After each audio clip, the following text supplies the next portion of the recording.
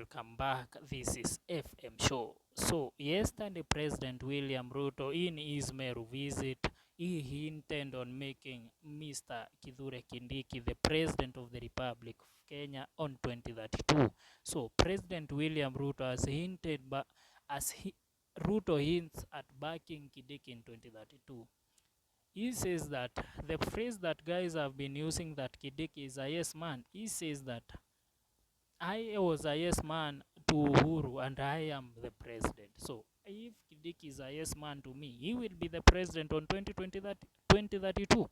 On Wednesday, President William Ruto continues his development tour of the Mount Kenya region. In Meru County, the president heavily defended his deputy Kithure Kindiki over claims of being Mr. Yes Man. The end of state used a historical perspective to suggest he might endorse Kindiki to succeed him in 2032. President William Ruto is still trying to woo the Mount Kenya region ahead of the 2027 general elections. On Wednesday, April 2nd, the president visited Meru and Kirinyaga counties on his development tour.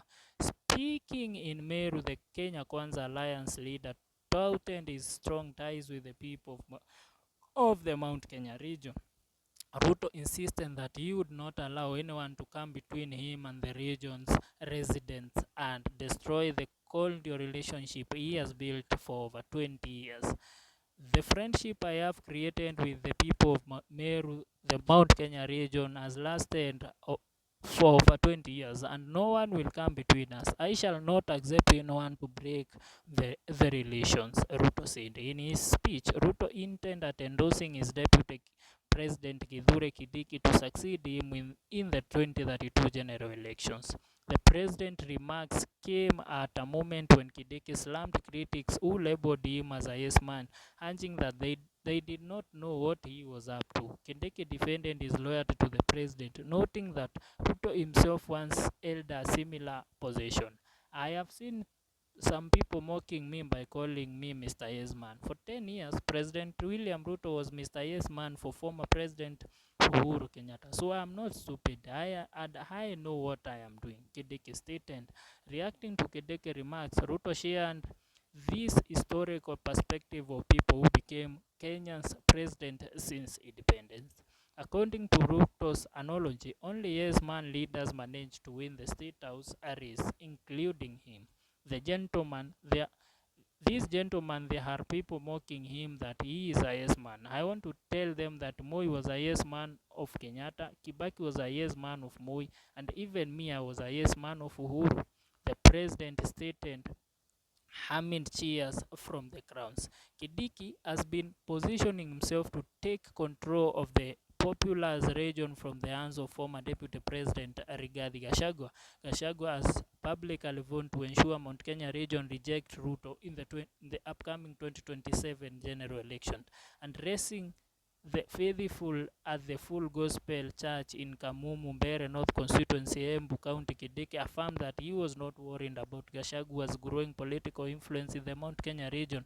The second in command alluded that his mind was currently only focused on delivering service to Kenyans and was not interested in matters of politics. I am in direct attack at Gachagua. I am in direct attack at Gachagua. He firmly stated that anyone who wants a political fight would be defeated by early in the morning during the upcoming election. So, will Kindiki really gather the peoples of the mountain behind him and take their vote in a bucket to go and negotiate with it at a table with President William Ruto? We all know that the mountain are people, but the mountain does not follow you. You look for the mountain. Mount Kenya people are not known to be people who comes to look for you. If you don't look for them, then forget about them. They will not come. These are people of their ones. And we all know that the former Deputy President Rigathi Gachagua knows that. And he is not going to allow Kindiki to take away that from him. That's why the former President Deputy Gachagua asked the Mount Kenya people to come and complain or to come and negotiate or strike a deal with them on the table anytime he wants. So The president has saying that he has warned that he will make Kithure Kindiki the president of the Republic of Kenya come 2032. And we all know this, that political is a dirty game. Hiyo time ikifika utasikia President Ruto akisema I want a Kale there up, he want a Luo there up. We have trying to fight, we have been trying, we went to the street, youths were murdered, shot, trying to fight this political or the tribal cant that the peoples have been using to divide the votes, and the peoples have been using to divide the political alignments. So the president has gone back saying that he wants Mount Kenya back at the top come 2032. How sure is the president that he will even succeed come 2027? We are waiting to see. It will be a showdown. Itakuwa mkwaruzano kwa ground. Let's wait and see. What do you think about this story, guys? Do you think Kindiki will win? Leave a comment on the comment section, share, like our videos, and don't forget to press the subscription button. Let's meet on our next video.